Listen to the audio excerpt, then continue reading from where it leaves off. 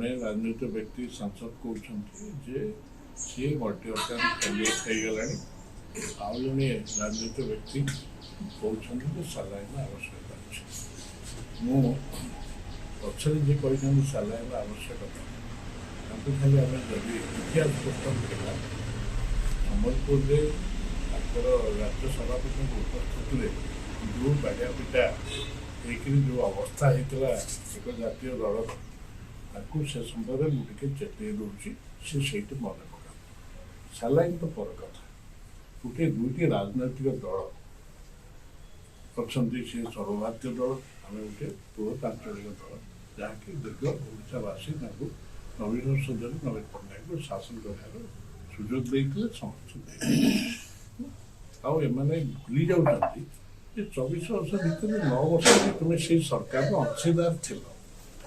ଆଜି ତୁମେ ସାଲାଇନ କଥା କହୁଛ, 9 ବର୍ଷ ତଳେ ତ ଶାସନ କ୍ଷମତାରେ ଭାଗୁଆଳି ଥିଲ, ସବୁ ପ୍ରକାର ସୁବିଧା ସୁଯୋଗ ନେଇଥିଲେ, ବିଭିନ୍ନ ବିଭାଗରେ ଥିଲେ ମନ୍ତ୍ରୀ ତୁମ ଦଳର, ସେତେବେଳେ ତ ସାଲାଇନ କଥା ଚିନ୍ତା କରିନଥିଲେ। ସେତେବେଳେ ତୁମେ ଏବେର ବିରୋଧୀ ଦଳ ନେତାଙ୍କ ଜନପ୍ରିୟତାରେ ବଳରେ ତୁମେ ବିଭିନ୍ନ ସ୍ଥାନରେ ନିର୍ବାଚନ ଜିତୁଥିଲ ଏବଂ ମଧ୍ୟ ଆଜି ତୁମେ ସେଇ ଜିନିଷଟି ହଜି ଯାଉଛ, ମାନେ ଚିନ୍ତା ଆସୁନାହିଁ ତୁମେ କହୁଛ ସାଲାଇନ କାହାର ଦରକାର ହବ ସେ ତ ଭବିଷ୍ୟତ କହିବ। ମୁଁ ତ ଜାଣିବାରେ ସେ ଆମ ମାନ୍ୟବର ବିଧାୟକ ସେ ମିଶ୍ର ଯାହା କହିଛନ୍ତି, ସେ ଜଣେ ବଡ଼ ଜ୍ୟୋତିଷ ନୁହଁ ବା ଜ୍ୟୋତିଷଶାସ୍ତ୍ର ତାଙ୍କୁ କିଛି ଥିଲା ଭଳିଆ ମୁଁ କାହିଁ ଜାଣୁନାହିଁ। ତାଙ୍କ ଦେହ ଟିକେ ଖରାପ ଅଛି, ସେତେବେଳେ କଥା କହୁଛି କେମିତି ତାଙ୍କ ପାଟିରୁ ବାହାରିଯାଏ, କିନ୍ତୁ ଲୋକ କିଛି ପୁରୁଣା ଲୋକ, ଭଦ୍ରଲୋକ, ରାଜନୈତିକ ବ୍ୟକ୍ତି।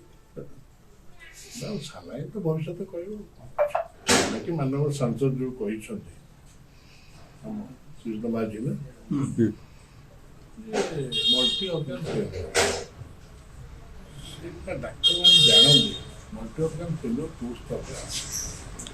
ଆଜି ତାରିଖରେ ନୂଆପଡ଼ା ଉପନେତା ଯଦି ଭାବିକି କହୁଥିବେ ତାହେଲେ ସେ ଗଣିତ ତାଙ୍କର ପୁରା, ସିଏ ନିଜେ ଚିନ୍ତା କରିବା ଉଚିତ ଯେ ତାଙ୍କରି ଦଳର ଜଣେ ସାଂସଦଙ୍କ କନ୍ୟା ବିବାହ ଯେତେବେଳେ ଏବେର ବିରୋଧୀ ଦଳ ନେତା ଗଲେ ବାହାଘର ବିବାହ ବୁଝିଲେ ନବୀନକୁ ଦେଖିବା ପାଇଁ ଖାଇବା ପ୍ଲେଟ୍ କିଣିଲେ ତାଙ୍କ ପାଖକୁ। ତେଣୁ ଆଉ ଏଇଠି କ'ଣ ପ୍ରମାଣ ଦେଉଛି ମଲ୍ଟି ଅର୍ଗାନ ଫେଲିୟର